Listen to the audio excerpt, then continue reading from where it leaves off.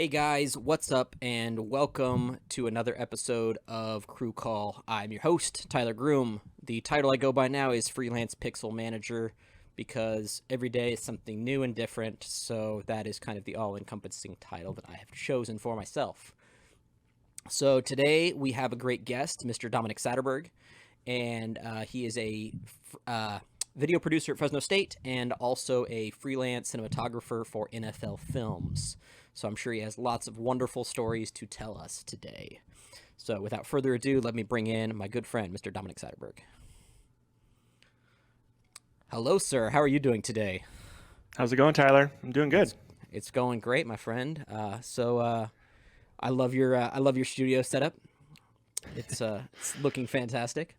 Welcome to my work from home studio. This is Right? my Aren't bedroom. Yep. aren't we all? Yeah, this is my office that I've actually semi converted into a bedroom when I want to sleep in here. So Yep. we all Yep. we all adapt. So, my main question for every guest on the show for our first question is, how did you get started in video production? um, I think video production goes back to senior year of high school in at Clovis West High School. A teacher by the name of Mike Epley. I took his animation class my sophomore and junior year, and that was like old school animation, like draw on a piece of paper and have these like light tables. And anyways, he was teaching animation and it was really cool. But our senior year, he uh, he started a cinematography course at Clovis West, which I just spoke to him last year, and it's no longer there, which sucks. So, anyways, that's a whole nother story about school funding and keeping the arts alive. But yeah, it was at Clovis West where he introduced me to iMovie. He introduced me to nonlinear video editing, and when I graduated high school, I was my graduation present was an iMac, the bubble iMac DV Pro graphite with FireWire 400 in the side, and I was like off and running. Because before that, I would like make skate films and stuff, and go like, super or high eight or digital eight or high eight to like VCR, and then a VCR with like this little typewriter to put graphics on the screen. Like it's very old school. And so when I saw iMovie for the very first time in high school, I was like, oh, this is awesome. And so that's where it all started. And then that just put me on a path through junior college. Went to a college called Allen Hancock College in Santa Maria for my community college and got my AA and AS. But that's where I really learned about Final Cut Pro and started editing everything I could in Final Cut Pro. Of course, like everybody who's 18 years old with a video camera, you make wedding videos. And so that's what I did on the weekends during my junior college career. Made a lot of wedding videos. And then finally, after 2.5 years of community college, then transferred to film school at Art Center College of Design in Pasadena, California, where I later received my BFA in film and film production with emphasis on cinematography. So it all started back at Clovis West High School because my teacher introduced me to iMovie. Nice. I actually similar story for myself. I know this show isn't about me, but it's about you. But I'm going to tell my It side of it should too. be, Tyler. It should be about you. So I actually started it in high school at Golden West. Also, my video teacher was Lee Turkelson, and we were shooting on the PD 150s Mm-hmm. at the time, and I bought one of them, and then he had an extra one that he gave me that was broken, so I ended up getting it fixed. And I know those are popular videos for skate, or popular cameras for skate videos Yeah. as well. So shot When some did wide when angle stuff, and what years were you in high school? I Now you're going graduated to date yourself. 2007.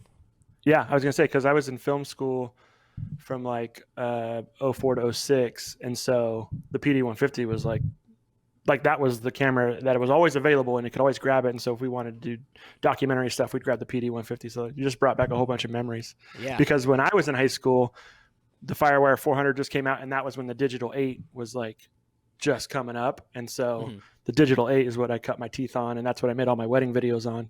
But yeah, the PD 150, That's crazy. Yeah, that was my go-to camera right there. It was awesome.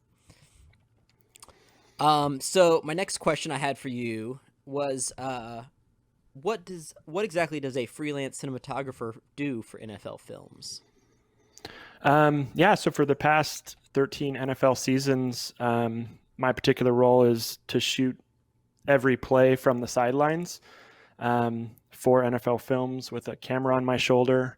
Um, and the first 7 years of my career, I did that with an Airflex SR2 16 millimeter, super 16 millimeter film movie camera. And then in 2014, they switched to digital, and they purchased the first 30 area mirrors off the assembly line in Germany from Arri. And those first 30 shipped directly right to NFL Films. And in 2014, that's when they made the switch, and we started shooting digital. And so essentially my roles will vary, but majority of my career was slow motion cinematography, shoot every play as artistically and as beautiful that you can, I guess. What's nice is that there's no one telling you what to shoot. You don't have a director in your ear. You just show up with your camera, shoot every play. But where NFL Films really has built its legacy on, it's the stuff in between the plays.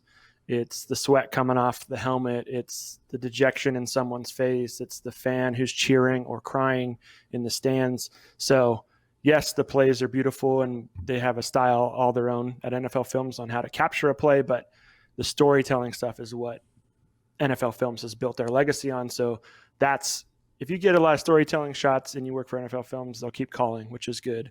And so I've been able to do that for the past 13 NFL seasons. And that started to almost directly right out of film school. There was an internship right after film school with NFL Films that really got my foot in the door. And then that was in 2006. And then in 2007, I started shooting on the West Coast, sideline camera operator for NFL Films. And the rest is history. Awesome. And tell me a little bit about, because we went one of your jobs, now you have two jobs, among other jobs, I'm sure.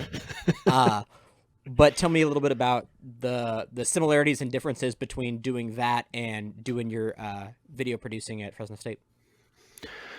Yeah, so I think what I do at Fresno State essentially is mimic what NFL Films does, but I get to do it for a university and tell the stories of the university, whether that's through students or alums or donors, former athletes. So it's all storytelling. I just have more control over at Fresno State because not only am I the shooter, but I'm also the editor and producer. I wear all the hats on most projects there, and we have a small team of 3 video producers on campus, and we all just tell the story of the university. And so it's not that different from what NFL Films does. They tell the story of the National Football League. I just do that for Fresno State, and it's not all athletics. And so I get to try my hand at various topics. Working at a university is great because every 4 years there's a new batch of students, which means there's a new batch of stories, very similar to the NFL, where the average NFL career is about 3.5 years. So you get these rotating stories that are like never ending. And that's similar to a college campus where every 4 years you have a new batch of students with new stories. And then of course, then those students become alums and then they have their own story. So I really like it because there's always a story to tell, you know?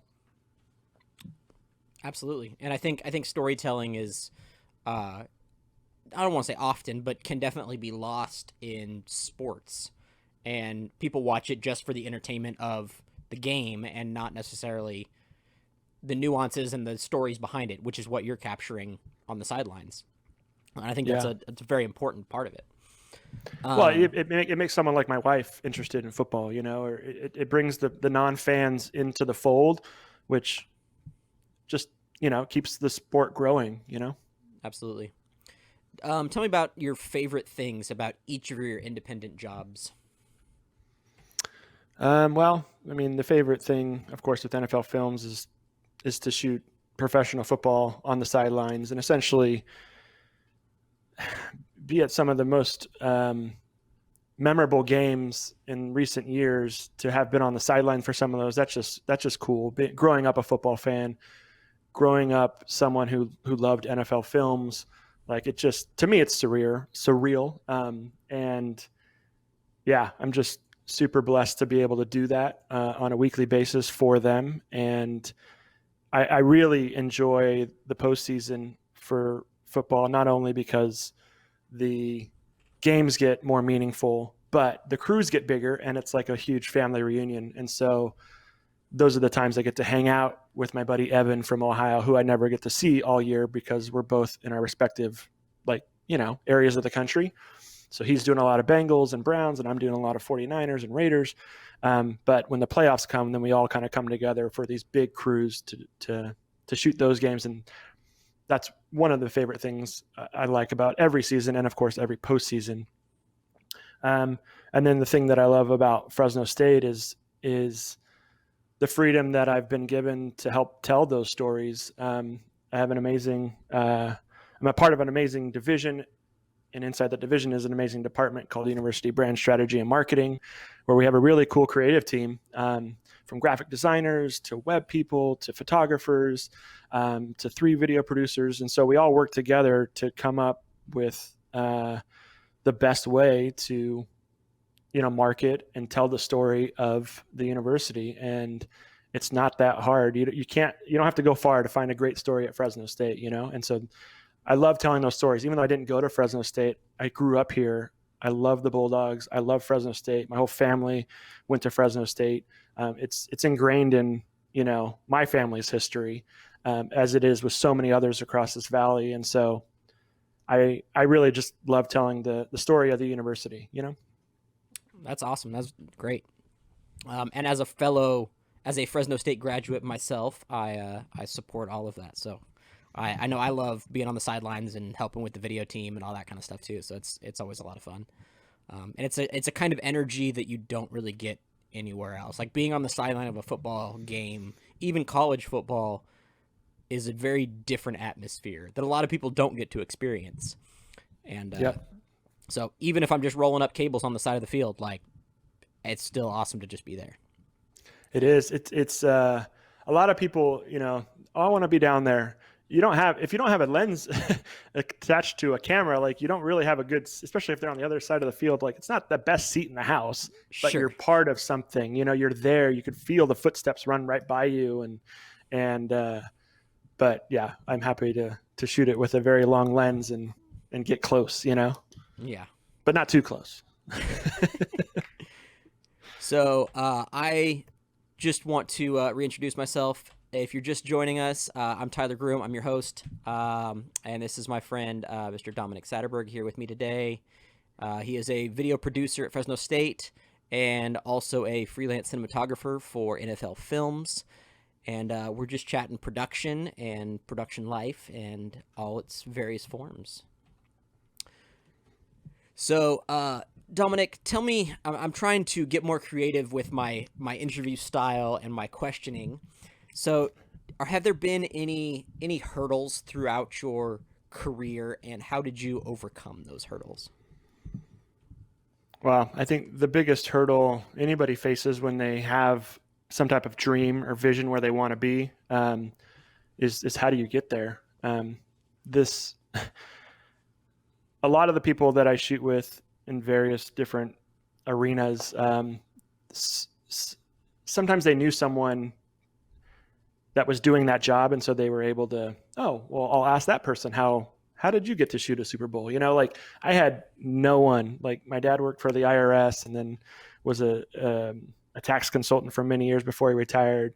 My mom was in sales. Like, no one in my family was into cinematography or like shooting sports. So that's a huge hurdle. It's you essentially have to pave your own path.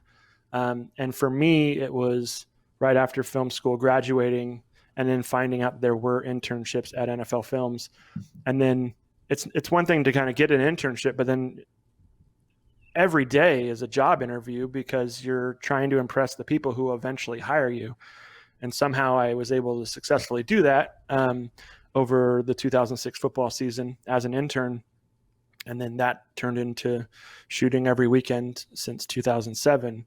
But that hurdle alone is just, how do you even do this? I mean, I can vividly remember just about to graduate film school, meeting with my department chair, and he, like, because it was NFL Films from day one of film school. Like, everybody wants to be Steven Spielberg and wants to be a big time producer, and I literally just said, I just want to shoot for NFL Films, and it. So I go through the 7 semesters, and I'm about to graduate, have my final meeting with my department chair, and he brings up the fact that, hey, just so you know, like, if you want to shoot for National Geographic, it's usually like a 20-year waiting list. And he didn't know what NFL Films, like, how to get in there either, but he was just kind of like prepping me for the worst. Like, hey, once you go down that road, you might hit a huge roadblock, and there might be a huge list of people, which of course there are, but I wasn't going to let that stop me. But it was kind of eye-opening to say, whoa, okay. I mean, this is, in my world, this is my National Geographic, right? Like, if I wanted, it's the thing that I want to do, and it's the people that I look up to that shoot for NFL Films.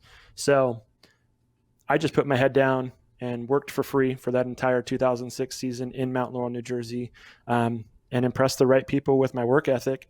I didn't have a football reel, but they knew who I was. They knew how hard I worked. They knew I would never say no. So I just essentially was able to kill them with kindness and kill them with my work ethic. And so the hurdle of not knowing how to get into that position was the biggest one to jump, I think. But I wasn't going to let it, turn me away.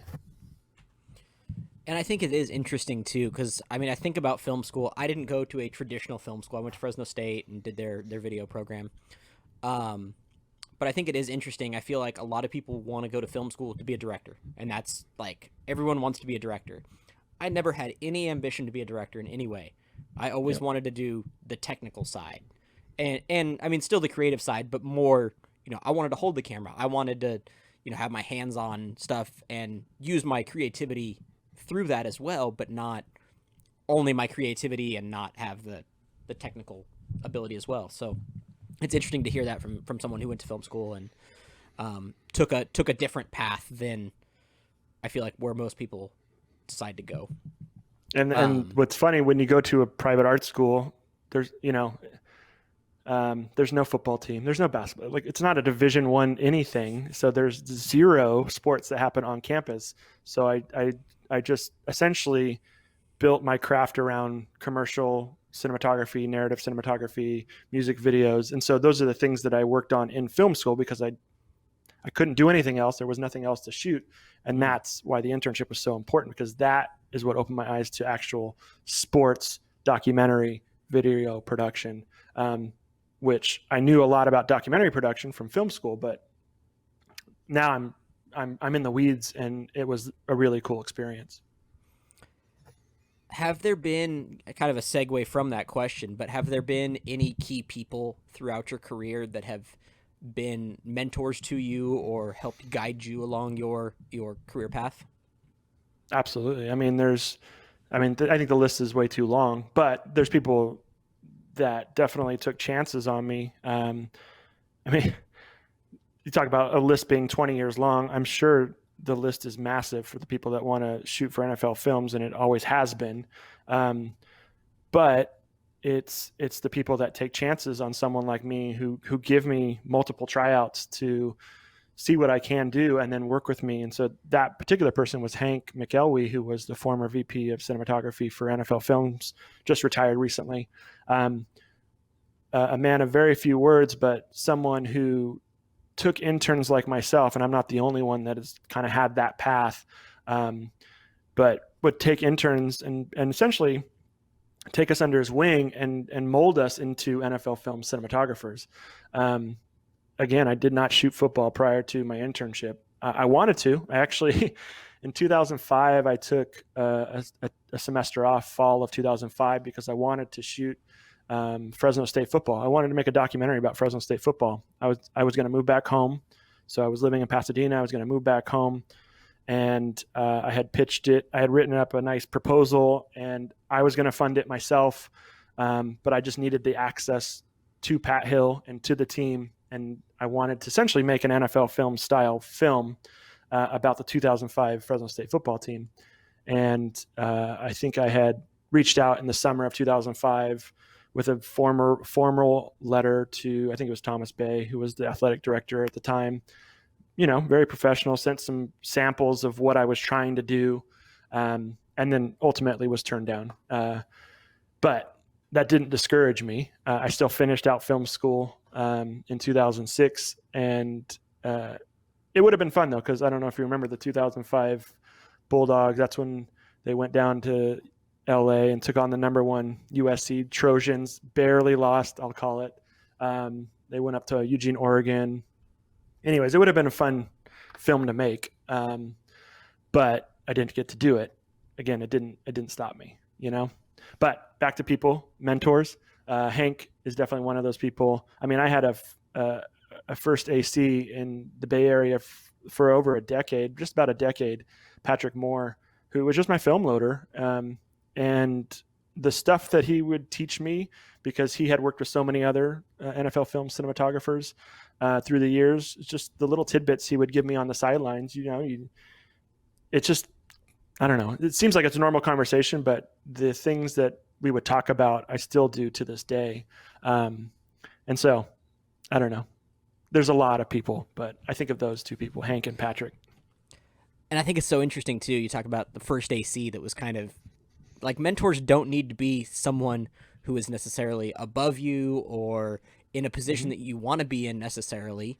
They can come in all shapes and sizes. And oftentimes I feel like, I mean, there's been times where I try to seek out a mentor and it doesn't really work. Like, seeking out someone to fill that role is often challenging. So that you need to almost just kind of coincidentally come across that person for it to mean more. Yeah. And yep. It's definitely a two-way street. Yeah. I mean, you can't just email someone and be like, "Hey, you want to be my mentor?" Like, it has, you have to build that relationship. And I mean, I think it can come from a cold email or reaching out to someone, certainly, but I think it's more impactful if it's, I don't know, you stumble across. Yep. To some extent.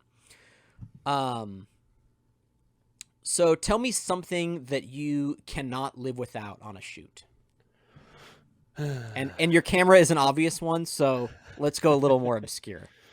What's funny, I mean, if I'm shooting a football game, it's actually knee pads. There's something about the angle that you get, especially someone like me who's a little bit taller, being down low and shooting up at a quarterback.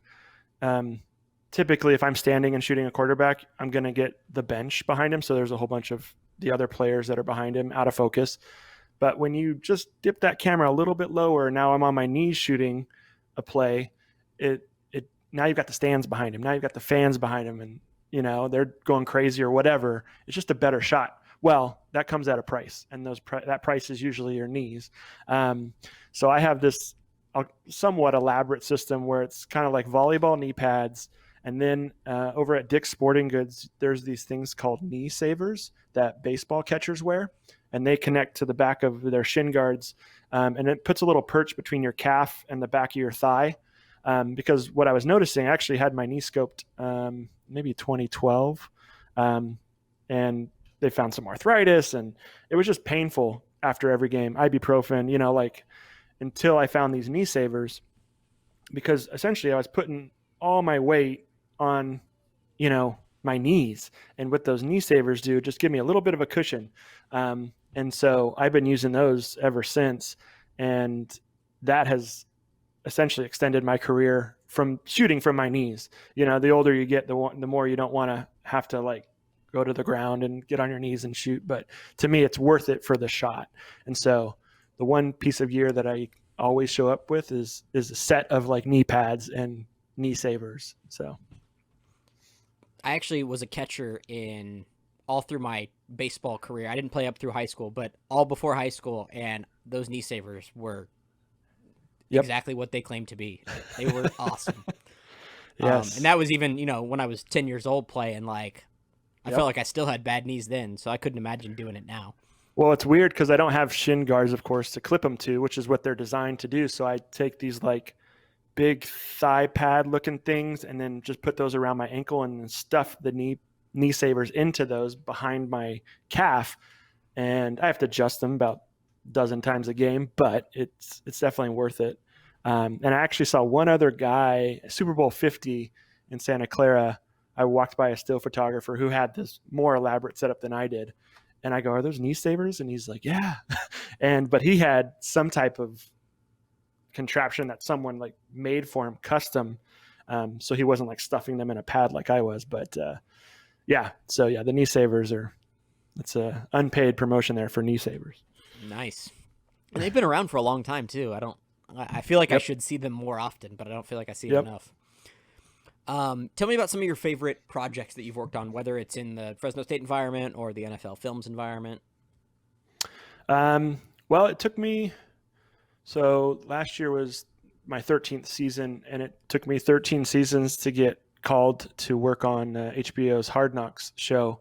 Um, and just being a huge fan of Hard Knocks, every summer I look forward to that show.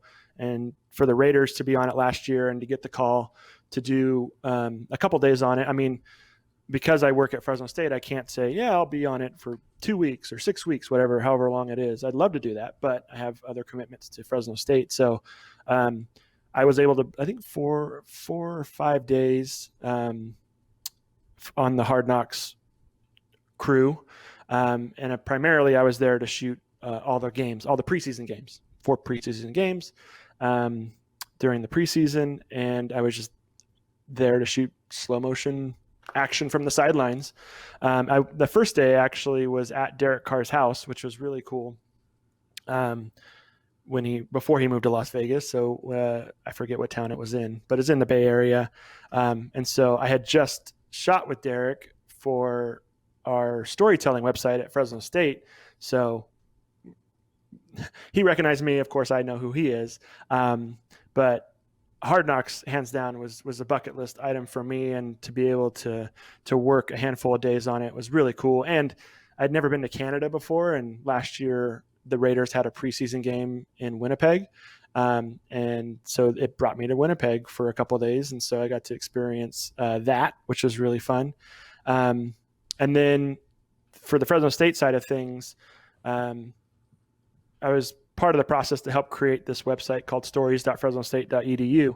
And every time we take on another story, those are the usually the best part of my job is working on those projects, because it's really, there's a lot of freedom in what I get to do and how I want to approach it from a video angle.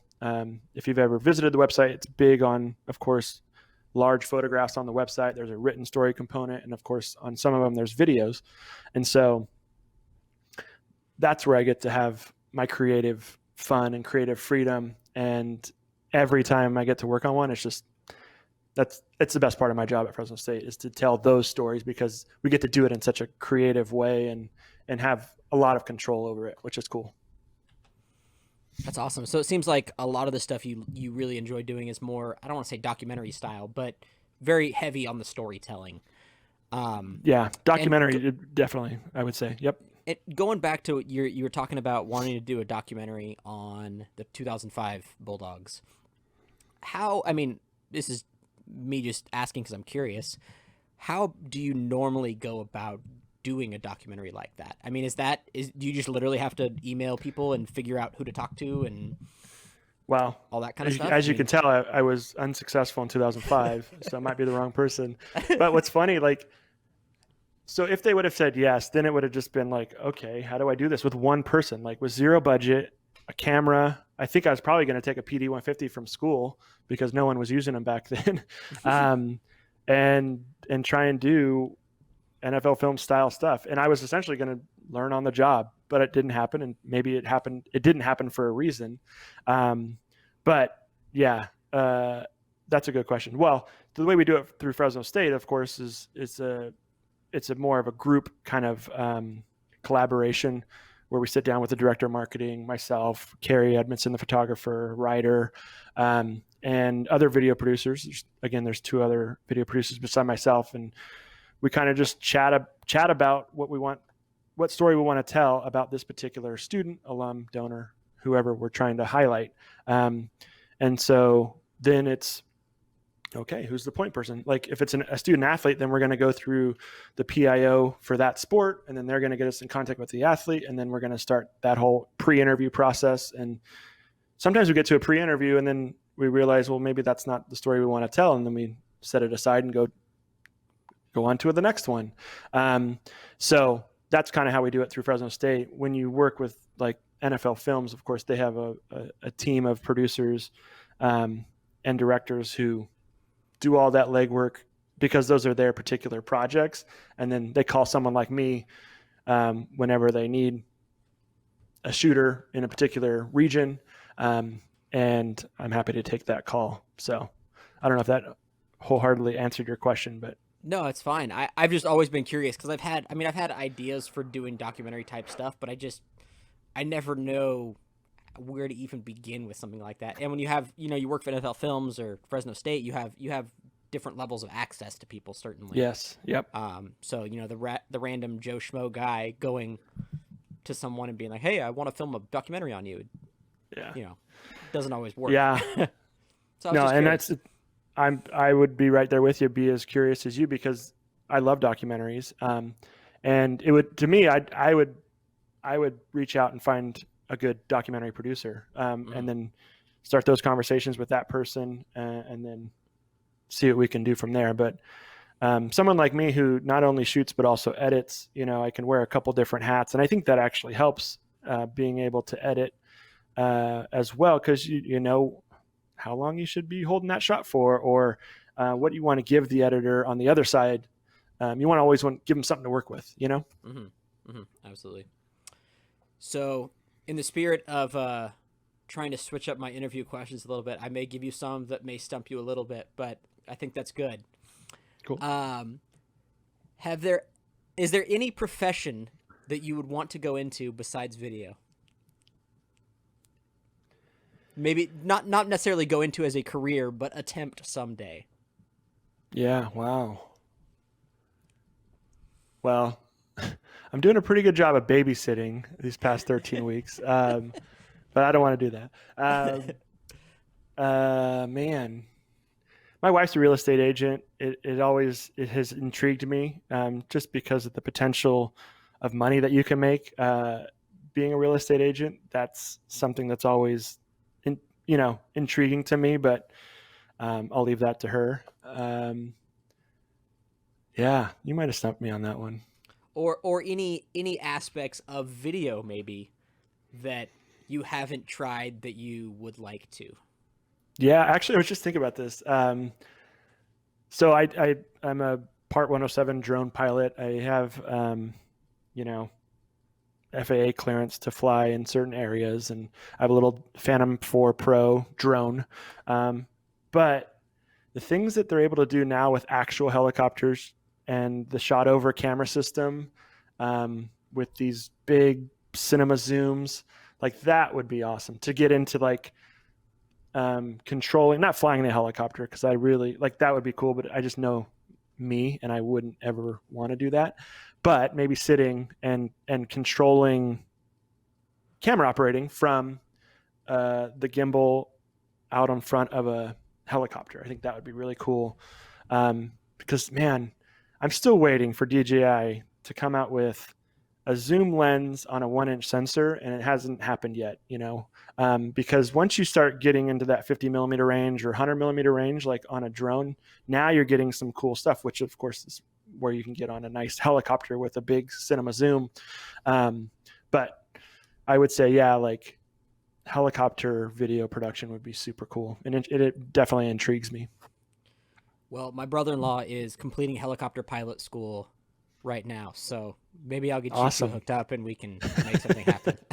I've never been on a helicopter too, so maybe I'll throw up and it'd be all for nothing. But he's offered to take me on a flight, and I refuse to do it. You will not see me up there. I don't like flying on an airplane, so nonetheless, a helicopter.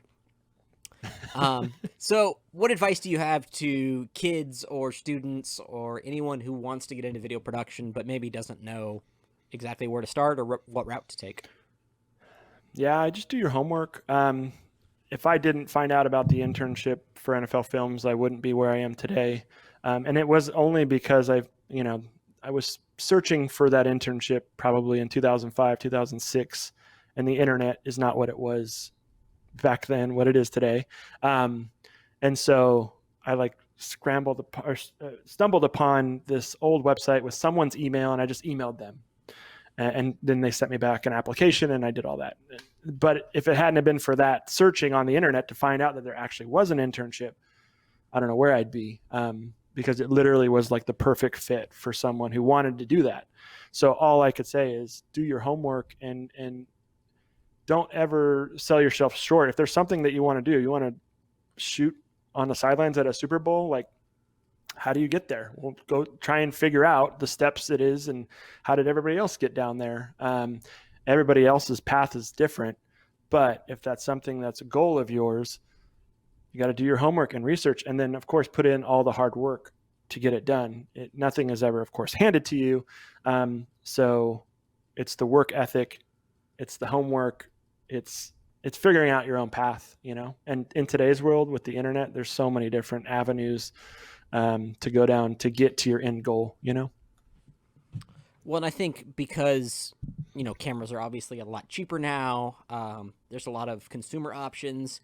I feel like even if you go to a high school football game and shoot stuff on your phone, at least you're getting somewhere. Well, and I'm part of all those production meetings before a Super Bowl and every game, and there's always someone from either the team or from the league who holds a cell phone and captures content for Snapchat, for Instagram. Like, that is their job, and Wow. they have cell phones on the sideline specifically for those platforms. So it's actually really cool. Interesting. So That's very yes, cool. you could do that, and that is a job. And it's, I mean, I wouldn't see it. I don't know if you want to go for that as a career, but that's a start. You can go to your local high school or Pop Warner or whatever, and Mm-hmm. I think you can get together a reel that then you can, maybe not shop around that reel, but you can at least put it out there and get comments on it. And I think Yep. YouTube is a very powerful platform that, especially these days, I think a lot of people need to take more advantage of sometimes. Absolutely. Yep. I know my 14-year-old niece who wants to play golf has just been watching YouTube videos on golf. And the first time I took her out to go play, like on the green off the tee box, and I was like, I haven't. How do I even help this situation? I don't even know what to do. Yeah. So it's YouTube's a powerful thing. Absolutely. So I have another unique question for you. Um, 3 people you invite to dinner, dead or alive. Who are they, and why? Oh man. Um. Yeah, it's probably the 3 grandparents I never met. Uh, I'm named after my mom's dad. His name is Domenick. Never met him. His wife, Elizabeth, never met her. And then my middle name is Howard, for my other grandfather I never met. So those are the 3 grandparents I'd want to chat with. And what's funny, my grandpa Domenick, I actually have one of his old 8mm cameras somewhere around here. He was big into, he was the guy, in the 50s, 60s, and 70s with the 8mm camera. And it's the funniest thing because I've transferred a lot of that footage, and so I have it. And every time you whip the camera around, it's just this blinding light because you needed so much light to get an exposure on those cameras, especially when you're shooting at a dinner party or something. And so the footage is great because everybody's like, so I'd love to talk to him about, his love for 8mm film. But yeah, those are the 3 people I'd want to chat with. That's awesome. So he was the family like historian documenting all of the family Yep. reunions and all that kind of stuff. And we still have all those little reels of, my mom and all her sisters and brother family vacations. And so I've transferred all of those through legacybox.com, which is a really great website. And now I have them on my computer. Very cool. Yeah. And so it's super cool to go back and just see everybody, people that you know now, and then you see them when they were kids. You're like, oh man, this is so crazy. And it was back in New York, which is where some of my family's from, and it's really cool. That's awesome. That's very cool. So video actually did run in your family a little bit Yeah. before your Well, yeah, parents. filmmaking, I guess. Yeah, it Yes. predates video. Yeah. Right, sure. Storytelling. Yes. Yeah. So, Dominic, what is next for you? What are you working on these days? I know you got a YouTube channel going. Tell us a little bit about that. Yeah. I mean, definitely wanted to stay busy on the weekends. Typically I could fill a handful of weekends in the non NFL season with some type of freelance work, whether that's through other sports or just other projects. And of course, all that has dried up. So I took to my garage and set up all similar gear that I have set up for this call. And I talked to cameras in my garage about sports cinematography. And it's done a couple things. It keeps me busy. It gives me something to do when you're cooped up in your house all day every day, because I do currently work from home for Fresno State. But at least it gets me in the garage, which is just another location in my house. But it keeps, and to set up the lights. And I've been playing with a couple different techniques, and I've really gotten the hang of my follow focus and zoom, like control, which I never played with before because I typically don't use it for most things. Hopefully I didn't knock it out of focus. But yeah, I think the YouTube channel is just a fun thing it was more of a challenge for me. Like there's a lot of people with a lot of YouTube channels. But when like the term sports cinematography doesn't really pop up a whole bunch of things.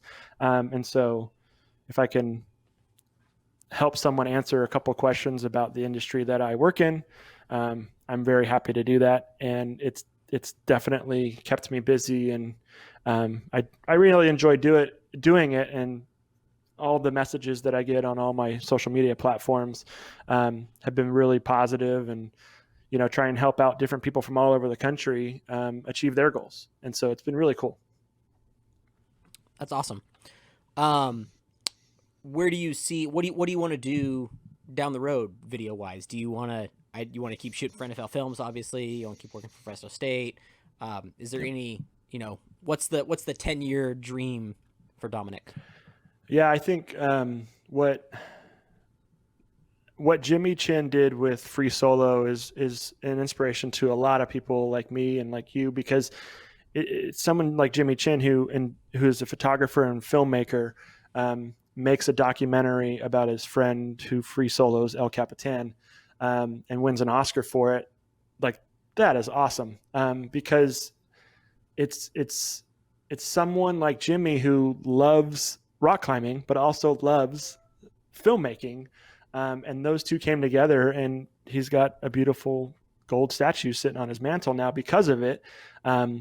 And of course, he's had a long career in filmmaking and photography. And so, not that I'm winning an Oscar anytime soon, but it's people like Jimmy Chin who inspire people like me that the unobtainable is obtainable. And they don't give out Oscars for sports cinematography, but they do give Oscars for documentary. And so maybe one day in the far distant future that I could be a part of something like that, where you find your passion and then you make a film about it and it does really well.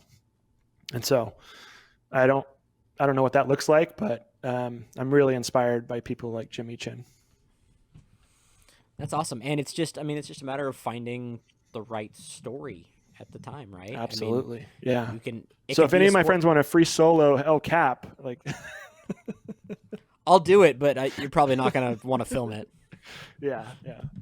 I may not get off the ground. We'll see. Yep. But that's that's awesome. You want to go down that kind of more documentary path, and it's all about the storytelling. So I think that's very cool. Yeah.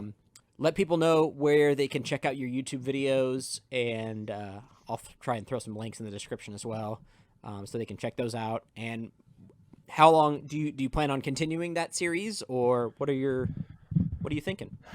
Well, I titled it In the Garage because, of course, I talk to cameras in my garage.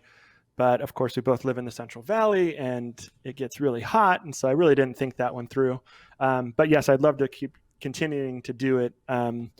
It's there's not much to shoot right now, So last week, of course, I was able to shoot my friend Carrie playing basketball by himself for a product review that I did. But you definitely need more things to shoot so you can talk about more things and more techniques. But anyway, so yes, I hope to continue to do it. It may not be in my garage forever just because of the heat in the Central Valley during the summer.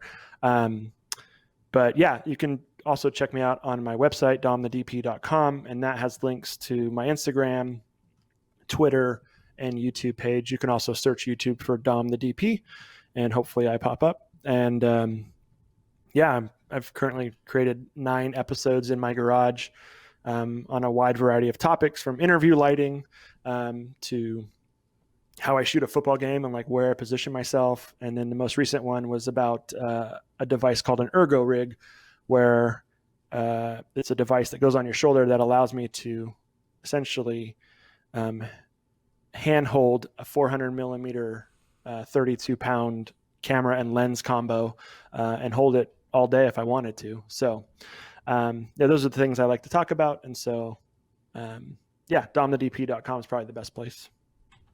Nice. And that's the same handle too. So I had another question. I know that felt like a good ending point, but I have another question for you anyways. Yep. So on your show, you're shooting it and editing it, correct? Absolutely. Yep. Tell me a little bit about your setup. And I know one of your episodes actually talked more about specifically what cameras and all that kind of stuff you're using. But since a lot of these people who are watching may be production people, I think they'd be interested to know kind of how you're doing it behind the scenes. Yeah. I mean, I usually take my A7 III and put it on a 24 millimeter prime down below. I got a nice kind of like standing workbench that I use. And then I have a FS7 Mark II kind of with a longer lens in the back of the garage. And I actually use a $12 piece of foam core from Home Depot with a light panel 1x1 bicolor 6x LED light blasting into that to create a soft key light. I didn't want to spend $1,300 on a Aperture 300D, which everybody else uses on YouTube. So I was able to do it for $12 at Home Depot. And then I have a little Luxley RGB LED that I put behind me. And depending on my mood, I put different colors, either red or blue or green, whatever I'm thinking, as a splash kind of behind me. And then a little photodiox kind of dish light as kind of a kick and somewhat of a fill over my shoulder. And yeah, just chat with my cameras usually once the kids go to bed. Nice. Yeah. And then so I have those 2 cameras, and then I set up a GoPro usually in the corner of the garage. So I always have 3 cameras to cut with. And the multicam feature in Final Cut makes life a lot easier, because I can just, once I drop it in to Final Cut, I have camera 1, camera 2, camera 3. And as I'm editing it, I can just 1, 2, 3 it through the whole edit. And so it makes editing it it makes it real easy. Nice. But every time I drop in a project, usually it's like an hour and a half of me talking to my cameras, and then I cut it down to like 7 minutes. So it's just, there's a lot of me messing up and a lot of junk that I don't think is important. So I want to keep people entertained, Nice. That's awesome. And I don't know if we actually touched on it, but what are you shooting on today, Dom? What is your glorious webcam? This is the world's most expensive webcam. This is an Arri Amira with Fujinon Cabrio 20-120 T3.5 lens, and I have like my zoom control, which I usually use in my show on my Sonys. But yeah, that's how I shoot internet TV shows now. And that's going to be your camera of choice for all Zoom calls now. Yes. Yeah. I want to, yes. I mean, I've got a couple options, and I don't like to rack up the hours on the Amira, but yeah, it's still fun to play with and actually, awesome. Improve the quality of Zoom. which we're all trying to do. Right. Well, and that's why I went with this platform, because I didn't want to go with the traditional Zoom platform. I was like, I need something a little more out of it. So, well, and thank you for the Blackmagic Ultra Studio recorder. Is that what it is? Anyways, yes. Mini recorder. You had it sitting in your garage and you were able to sell it to me. So thank you. Yeah, no, it's perfect. I'm glad somebody's using it.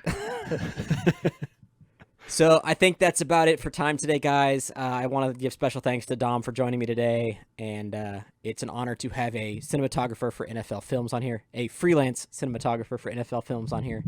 And I think we covered some cool stuff, and hopefully we can enhance both of our productions. And I think it's important to stay busy right now and find something to occupy ourselves with. So. We each have our own avenues, and it's very cool to cross paths. So thanks again for joining us. Well, hey, thanks for having me. Take care, man. All right. Thanks, guys, for joining us. Check back with us next Monday, somewhere around 3 p.m. We'll see. It may change a little bit, but, we got to be flexible in these crazy COVID times. So anyways, check back with us next week, and thanks for joining us.